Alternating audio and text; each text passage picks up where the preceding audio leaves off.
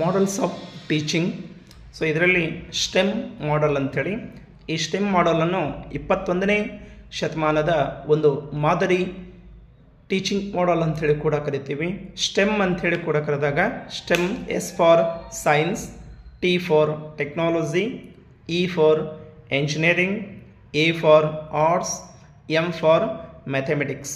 ಇವಿಷ್ಟು ಸಂಗ್ರಹಗಳ ಒಟ್ಟು ಬೋಧನೆಯನ್ನೇ ನಾವೇನಂತ ಕರಿಬೋದು ಅಂತಂದರೆ ಸ್ಟೆಮ್ ಅಂಥೇಳಿ ಕೂಡ ಕರಿಬೋದು. ಇದನ್ನು ಅಭಿವೃದ್ಧಿಪಡಿಸಿದವರು ಅಂತಂದರೆ NSF 2001 ಅಂಥೇಳಿ ಕರಿತೀವಿ, ಅಂದರೆ national science foundation of America ಅಂಥೇಳಿ. ಸೊ ಇದನ್ನು ಅಭಿವೃದ್ಧಿಪಡಿಸಿದವರು. ಸೊ ಇದರಲ್ಲಿ 4 ಪ್ರಿನ್ಸಿಪಲ್ಸ್ ಅಂಥೇಳಿ ಬರ್ತಾವ, ಅದನ್ನು 4C ಅಂಥೇಳಿ ನಾವಿಲ್ಲಿ ಪರಿಗಣಿಸ್ತೀವಿ. 4Cಯಲ್ಲಿ 1ನೇದ್ದು ಕ್ರಿಯೇಟಿವಿಟಿ, 2ನೇದ್ದು ಕೊಲಾಬರೇಷನ್, 3ನೇದ್ದು ಕ್ರಿಟಿಕಲ್ ಥಿಂಕಿಂಗ್, 4 ಕಮ್ಯುನಿಕೇಷನ್ ಅಂಥೇಳಿ.